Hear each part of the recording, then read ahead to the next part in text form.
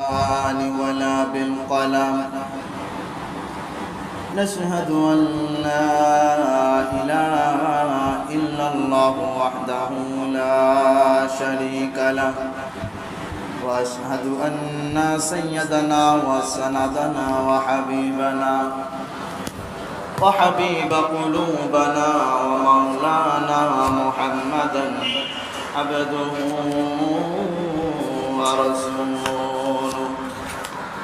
الذي أرسله بالحق بشيرا ونذيرا وداعيا إلى الله بإذنه وسراجا وقمرا منيرا فقد قال الله تعالى في كلامه المجيد وفرقانه الحميد أعوذ بالله من الشيطان الرجيم بسم الله الرحمن الرحيم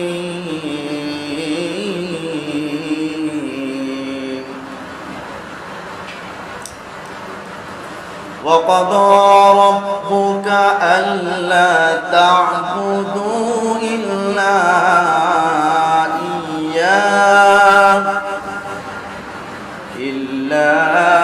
إياه وبالوالدين إحسانا إما يبلغن عندك الكبر أحدهما أو كلاهما فلا تقل لهما أف ولا تنهرهما وقل لهما قولا كريما صدق الله العظيم. وعن ابن عباس رضي الله تعالى عنه أن رسول الله صلى الله عليه وسلم قال ما من ولد بر ينظر إلى والديه نظرة رحمة إلا كتب الله بكل نظرة حجة مبرورة قالوا وإن نظرت كل يوم 100 مرة قال نعم رواه البيهقي. إن الله وملائكته يصلون على النبي يا أيها الذين آمنوا صلوا عليه وسلموا تسليما اللهم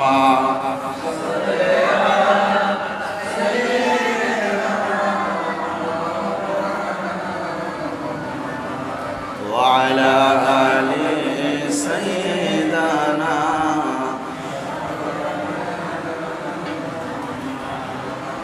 नहीं दो जहां में मिसाले मोहम्मद जमाले खुदा है कमाले मोहम्मद बलगल उला बिकमालिही कसरत जमालिही हज़नत जमी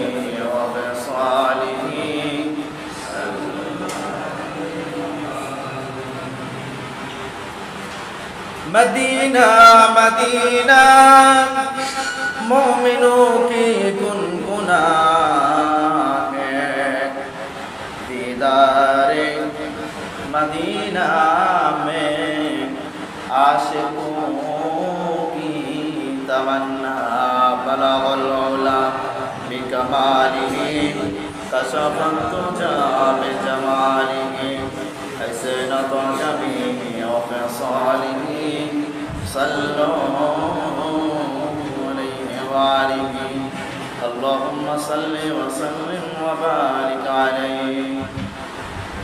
المحترم واجب الاحترام ذو المجد والاحتشام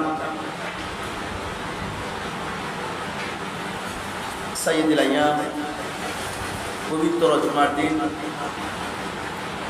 আলোচনা শুরুতেই আল্লাহ সুবহানাহু ওয়া তাআলার দরবারে শুকরগুজার হচ্ছি যে আল্লাহ সুবহানাহু ওয়া তাআলা জুমার নামাজ আদায়ের লক্ষ্যে মসজিদে আসার বসার আলোচনা শুনবার আলোচনা করবার তৌফিক দান করেছেন। আলহামদুলিল্লাহ। লক্ষ কোটি দরুদ এবং সালাম পেশ করছি সৈয়দুল মুরসালিন মুহাম্মদ সাল্লাল্লাহু আলাইহি ওয়াসাল্লামের উপর সাল্লাল্লাহু আলাইহি ওয়াসাল্লাম। সম্মানিত হাজিরিন, গত সপ্তাহে ঢাকায় ছিলাম।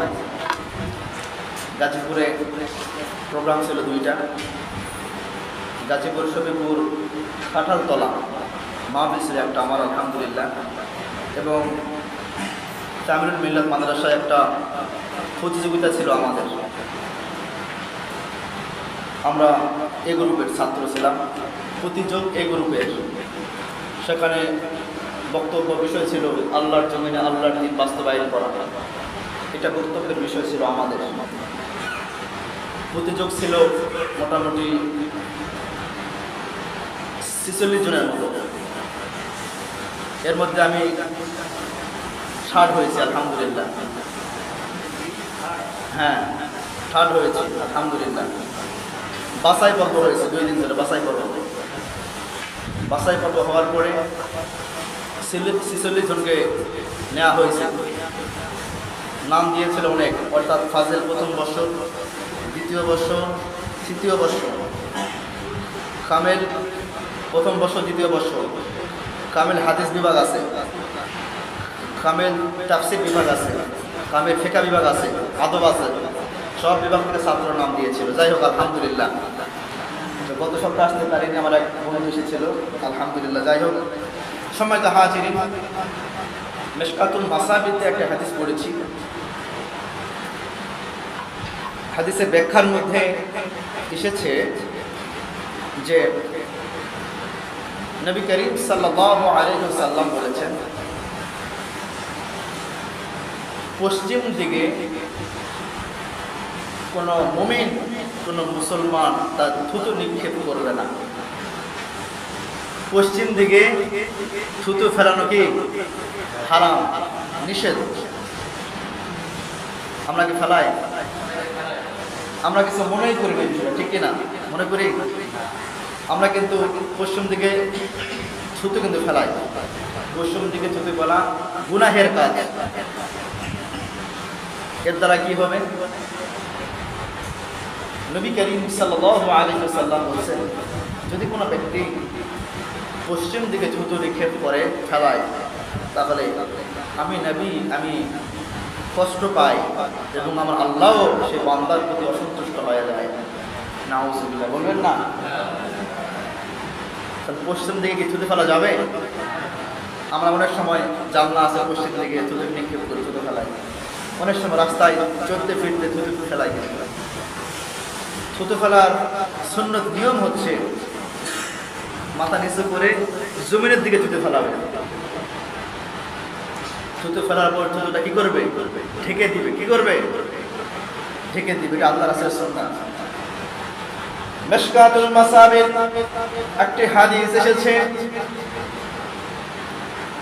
আল্লাহর রাসূলের সময়ে যখন নামাজ আদায় করতেন সাহাবায়ে কেরামরা, নবীরা নামাজের মধ্যে অনেক সময় মুখের মধ্যে মশা ঢুকে যায়, মাছি ঢুকে যায়, যায় কিনা? সেই সময় নামাজের মধ্যে অনেকে থুতু করে থুতু ফেলে সামনের দিকে, ফেলে না? এই থুতুটা সামনের দিকে ফেলা যাবে না।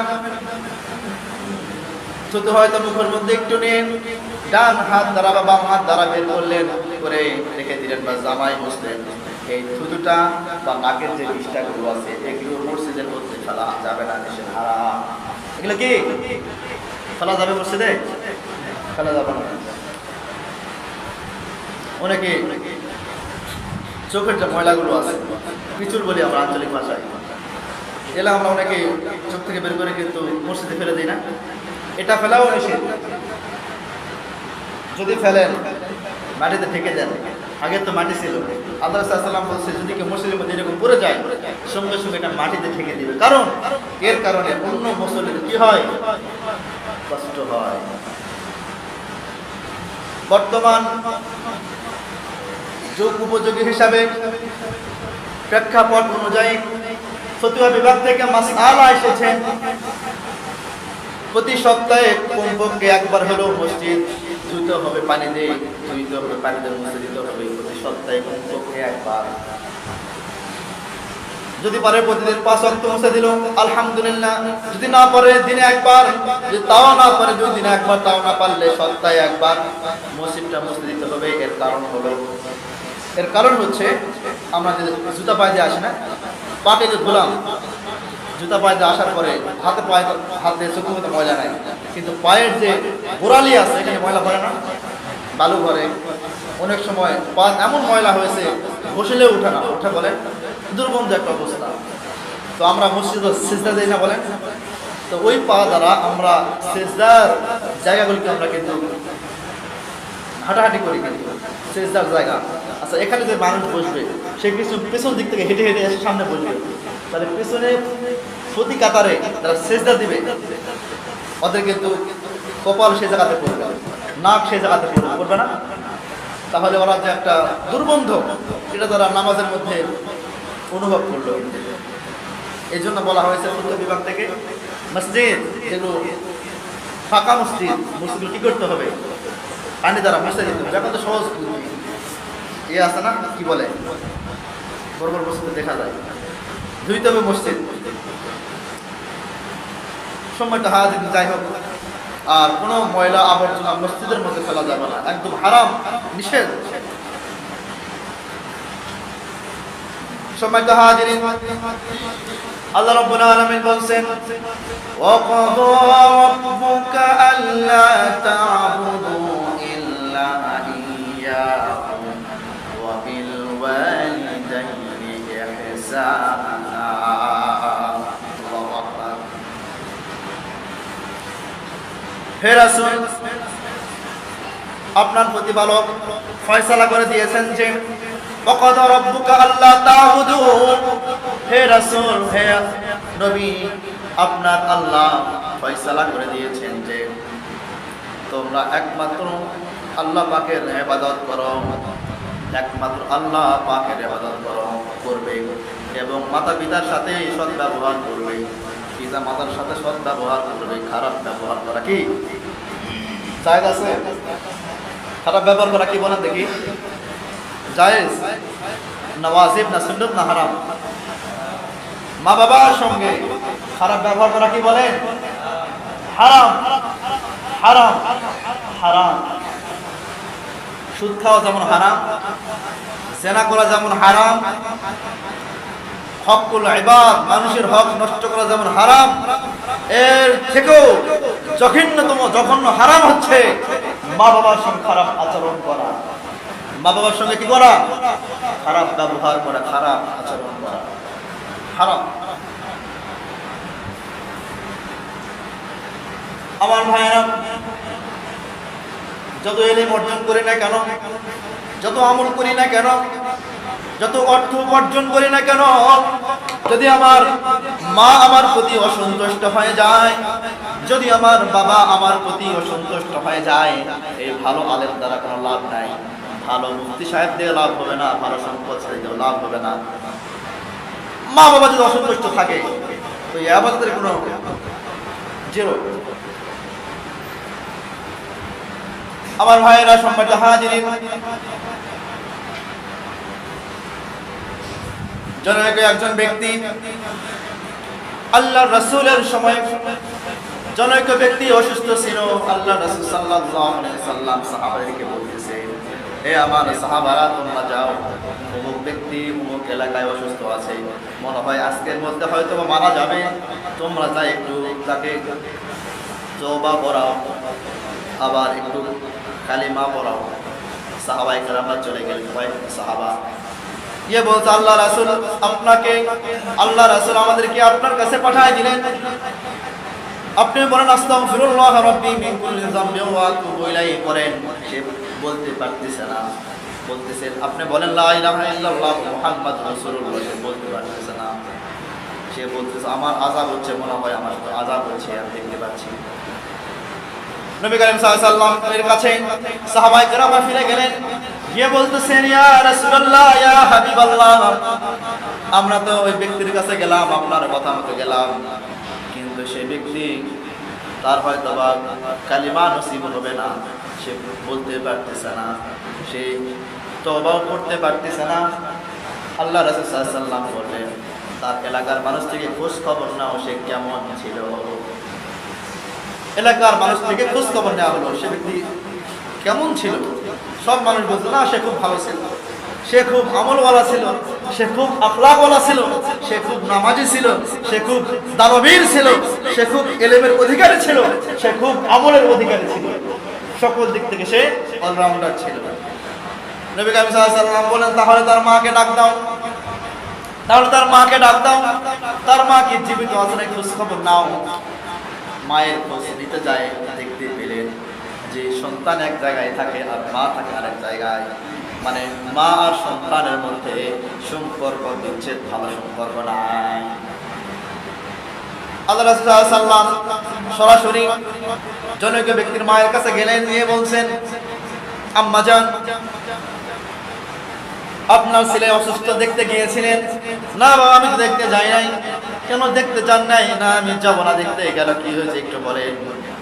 আপনি কি আপনার সন্তান কি আপনাকে কোনো কষ্ট দিয়েছে? আপনার সন্তান কি আপনার মনে কোনো আঘাত দিয়ে কোনো কথা বলেছে একটু বলেন। বৃদ্ধ মহিলা কিছুই বলে না, ও চলেন আমার সঙ্গে চলেন, একটু দেখার জন্য যাই। তারপর আল্লাহ রাসূল সাল্লাল্লাহু আলাইহি ওয়াসাল্লাম সেই বৃদ্ধ মহিলাকে সঙ্গে নিয়ে চলে গেলেন সন্তানের সামনে। দেখেন আপনার সন্তান এই অবস্থা, কালিমা করতে পারতেছে না, তওবা করতেও পারতেছে না, শিখে দেওয়ার পরে বলতে পারছে না। সম্মানিত হাজিরিন, মহিলা কাঁদতে শুরু করে দিল। আল্লাহ রাসূল বললেন যদি আপনাকে আপনার সন্তান কষ্ট দিয়ে থাকে আপনি ক্ষমা করে দেন। মহিলা বললেন না আমি ক্ষমা করব না, আমি ক্ষমা করব না, আমার সন্তান আমাকে যে কষ্ট দিয়েছে আমি ক্ষমা করার মতো নয়। সম্মানিত হাজির, ক্ষমা করার মতো নয় মা বলতেছে। আল্লাহ রাসূল সাল্লাল্লাহু আলাইহি ওয়াসাল্লাম বললেন আচ্ছা তাহলে ক্ষমা করবেন না? না, ঠিক আছে। আল্লাহ রাসূল সাল্লাল্লাহু আলাইহি ওয়াসাল্লাম বললেন এখানে খড়ি জড়ো করো, কাষ্ঠ জড়ো করো, কাঠ। এই সন্তানকে আমরা আজকে আগুনে পুড়ে মারবো। যেটা মাফ করতেছে না, মৃত্যুর পর সে জাহান্নামে যাবে, আগুনে আগুন ধরে দিয়ে তাকে আমরা এখানে মেরে ফেলবো। কাঠ জড়ো করা হলো, সন্তানকে রাখছে উপরে, আগুন দিবে এখন। তখন মা বলতেছে আওয়াজ দিয়ে ইয়া রাসূলুল্লাহ ইয়া হাবিবাল্লাহ, আমার সন্তান আমাকে কষ্ট দিয়েছে, আমার সন্তান আমাকে দুঃখ দিয়েছে, আমার সন্তানের সঙ্গে আমার সন্তান আমার সঙ্গে যোগাযোগ বিচ্ছিন্ন করে দিয়েছে, আমার সঙ্গে যোগাযোগ রাখে নাই, আমাকে এত কষ্ট দিয়েছে। ইয়া রাসূলুল্লাহ ইয়া হাবিবাল্লাহ, আমি এই কষ্ট সইতে পারি না। ইয়া রাসূলুল্লাহ হাবিবাল্লাহ যতই কষ্ট দেয় আমি মা আমার সামনে আমার সন্তানকে আগুন দিয়ে পোড়ায় ফেলবেন, এই কষ্ট আমি আরো সহ্য করতে পারবো না, আমি আমার সন্তানকে আল্লাহর জন্য মাফ করে দিলাম। সুবহানাল্লাহ, আমি আমার সন্তানকে আল্লাহর জন্য কি করলাম? ক্ষমা করে দিলাম। সন্তান যত বড়ই অপরাধ করুক না কেন মা বাবার কাছে যায়, ভুল স্বীকার করে, মা আমার ভুল হয়েছে, আব্বা আমার ভুল হয়েছে, ক্ষমা করে দাও। মা বাবাকে মাফ করবে না?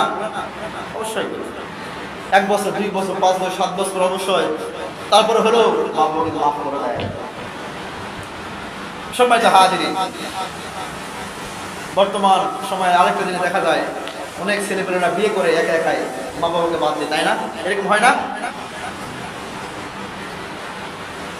সম্মানিত হাজিরিন, মা বাবাকে ছাড়া কোনো কাজ করা যাবে না, মা বাবাকে সঙ্গে রাখতে হবে। আব্বা আম্মার অনুমতি সাপেক্ষে সব কাজ করতে হবে, অনুমতি নেই। বর্তমান ডিজিটাল যুগ তো, ইউটিউব থেকে মাসালা নেয় আমার যুবক ভাইরা, ইউটিউব থেকে মাসালা নিয়ে বলে যে দুইজন সাক্ষী হলেই হবে। মেয়ে যদি রাজি থাকে, যদি মেয়ে বলে আমি কবুল, ছেলে যদি বলে আমি কবুল, দুইজন সাক্ষী থাকলে বিবাহ হয়ে যাবে। হ্যাঁ, বিয়ে ঠিক আছে হবে, কিন্তু আপনি যে মাকে কষ্ট দিলেন, আপনি যে বাবাকে কষ্ট দিলেন, এই জন্য ফতুয়া হচ্ছে, আমি মুফতি সাহেব নয়, আমি নকল করতেছি, যারা মুফতি সাহেব ওদের ফতুয়াটা আমি নকল করে বলতেছি আপনাদের সামনে, মানে ফটোকপি। মুফতি সাহেবরা বলছেন যে এইভাবে বিবাহ দেওয়া আমরা অনুমতি দিব না, এইভাবে বিবাহ জায়েজ হলো আমরা অনুমতি দেই না। কারণ মাকে কষ্ট দিয়ে, বাবাকে কষ্ট দিয়ে কি সন্তান সুখেতে পারবে? হয়তো অর্থ থাকতে পারে, সম্পদ থাকতে পারে, কিন্তু অন্তরের মধ্যে, মনের মধ্যে শান্তি থাকবে না, সংসার অভাব থাকবে, সংসারের মধ্যে অভাব জর্জরিত হবে। সম্মানিত হাজিরিন, আল্লাহ রাব্বুল আলামিন বলেন, পিতামাতার সঙ্গে সদ্ব্যবহার করো, পিতামাতার সঙ্গে ইয়াহু ওয়া বিল ওয়ালিদাইনি ইহসানা, ইহসান করো, মায়ের সঙ্গে বাবার সঙ্গে, তাদেরকেও বা উভয়, মা বাবা যদি বার্ধক্য পৌঁছে যায়, যদি বৃদ্ধ হয়ে যায়, সেই সময় তুমি তাকে বহু বলেও কষ্ট দিও না। মা বাবা যদিও বৃদ্ধ হয়ে যায়, মা বাবা যে অবস্থায় থাকুক না কেন, যদিও বৃদ্ধ হয়ে যায়, এরপরেও মা বাবা যেন তোমার প্রতি যেন এই শব্দটাও যেন না করে।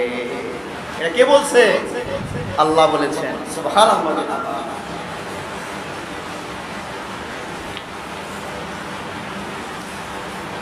মা বাবার যখন শক্তি থাকে, সামর্থ্য থাকে, তখন ঠিকই খোঁজ খবর নেয়। যখন বৃদ্ধ হয়ে যায়, অসুস্থ হয়ে যায়, অনেক সন্তানেরা মা বাবার কিন্তু খোঁজ খবর রাখে বলেন, রাখে না। আবার অনেক সন্তান আছে তারা ভালো, আলহামদুলিল্লাহ, তারা বাপ মায়ের খোঁজ খবর রাখে, আলহামদুলিল্লাহ। এই জন্য আপনারা মা বাবার থেকে দোয়া নেবেন, যাদের মা বাবা বেঁচে আছে, মা বাবার থেকে দোয়া নেবেন, কষ্ট দিবেন না, আল্লাহ কবুল করুক, আমিন। সম্মানিত হাজিরিন, আমি আপনাদের মাঝে একটি হাদিস শরীফ পাঠ করেছি, বাইহাকি শরীফের হাদিস। আন ইবনে আব্বাস রাদিয়াল্লাহু তাআলা আন্না রাসূলুল্লাহ সাল্লাল্লাহু আলাইহি ওয়াসাল্লাম ক্বালা মা মিন ওয়ালাদিন বাদিয়ানজুরু ইলা ওয়ালিদাইনি নাযরাতা রাহমাতি। এটা মজার একটা হাদিস, শুনেন। হযরত আব্দুল্লাহ বিন আব্বাস রাদিয়াল্লাহু তাআলা আনহু হতে বর্ণিত, রাসূল করিম সাল্লাল্লাহু আলাইহি ওয়াসাল্লাম ইরশাদ করেছেন, যখন কোন নেক সন্তান তার বাবা মার প্রতি রহমতের দৃষ্টিতে তাকায়, তখন আল্লাহ পাক তার ওই দৃষ্টির বিনিময়ে একটা মাকবুল হজের সওয়াব দান করে। সুবহানাল্লাহ। কোন সন্তান যখন তার মা তার বাবার দিকে মুহাব্বতের নজরে, মায়ার নজরে একবার তাকায়, আল্লাহ রাব্বুল আলামিন ওই বান্দার, ওই সন্তানের মাকবুল একটি হজের সওয়াব দান করেন। সুবহানাল্লাহ। সব লিপিবদ্ধ হয়ে যায়। সাহাবায়ে কেরাম আরজ করে বললেন, ইয়া রাসূলুল্লাহ, ইয়া হাবিবাল্লাহ, যদি সেই ব্যক্তি প্রতিদিন 5 বার 10 বার তার থেকেও বেশি যদি তার মার দিকে, তার বাবার দিকে রহমতের দৃষ্টিতে তাকায়, তবে আল্লাহ কি তার ওই সন্তানকে 10 বার বা 20 বারের মাকবুল হজের সওয়াব দান করবে। আল্লাহ রাসূল বললেন, কোন সন্তান যদি তার মার দিকে, বাবার দিকে রহমতের নজরে তাকায়, আল্লাহ পাক ওই সন্তানের উপরে মাকবুল হজের সওয়াব দান করবে। সুবহানাল্লাহ। সাহাবায়ে কেরাম কি বললেন, ইয়া রাসূলুল্লাহ, হাবিবাল্লাহ, সন্তান যদি মায়ের দিকে, বাবার দিকে দিনে 10 বার 15 বার যদি বেশি তাকায়, তাহলে কি আল্লাহ সওয়াব দেবে? যদি কোনো 100 বার তাকায়, যদি কোনো সন্তান দিনের মধ্যে 100 বার তার মায়ের দিকে, বাবার দিকে মুহাব্বতের নজরে তাকায়, তাহলে কি আল্লাহ পাক এতবার এতগুলো মাকবুল হজের সওয়াব দান করবে? আল্লাহ রাসূল সাল্লাল্লাহু আলাইহি ওয়াসাল্লাম কি বললেন শুনেন, আল্লাহ রাসূল সাল্লাল্লাহু আলাইহি ওয়াসাল্লাম বললেন, না অবশ্যই। হ্যাঁ, আমার যদি কোনো সন্তান তার বাবা মায়ের দিকে মহব্বতের নজরে দিনে 112 জায়গায় আল্লাহ পাক 100টি মাকবুল হজের সওয়াব ওই সন্তানের আমলনামায় দিয়ে দেয়। সুবহানাল্লাহ। আর জোরে বলুন সুবহানাল্লাহ। তাহলে কি মা বাবার দিকে রাগ করে দেখবেন না মহব্বতের নজরে দেখবেন? মহব্বতের নজরে দেখলেই সওয়াব। সুবহানাল্লাহ। আবার শ্বশুর আব্বা শাশুড়ি আম্মার দিকে কিন্তু নয়, শ্বশুর আব্বা শাশুড়ি আম্মার দিকে কিন্তু নয়, নিজের মা বাবার দিকে তাকাবেন। হ্যাঁ, শ্বশুর আব্বা শাশুড়ি আম্মার দিকে তাকাবেন আলহামদুলিল্লাহ, কিন্তু নিজের মা নিজের বাবার দিকে মুহাব্বতের নজরে তাকাবেন। যতবার তাকাবেন মুহাব্বতের নজরে, ভালোবাসার নজরে, আল্লাহ পাক কতগুলি মাকবুল হজের সওয়াব আপনাদের আমলনামায় দান করবে। সুবহানাল্লাহ। অনেকে ভাবতেছে আব্বা আম্মা নাই, এখন কি করবো, তাই না? যাই হোক, সম্মানিত হাজির, যাদের মা বাবা নাই এরা তো মাহরুম হয়ে গেলেন। সম্মানিত হাজিরিন, আগামী জুমা থেকে এরপর থেকে আলোচনা হবে ইনশাআল্লাহ। এখন থেকে আলোচনা হবে বিষয় ভিত্তিক, একটা বিষয় শেষ হবে আর একটা বিষয় শুরু হবে ইনশাআল্লাহ, যে কথা লাগবে ইনশাআল্লাহ। তো আপনারা মা বাবাকে ভালোবাসবেন তো ইনশাআল্লাহ, জান দিয়ে ভালোবাসবেন। সম্পদ কম থাকুক, সম্পদ না থাকুক, এরপর মাকে বাবাকে খুশি করবেন, মা বাবার দোয়া নেবেন। আল্লাহ পাক আপনাকে হয়তো বা সেই ওসিলায় জান্নাত দিতে পারে, পারে কি পারে না?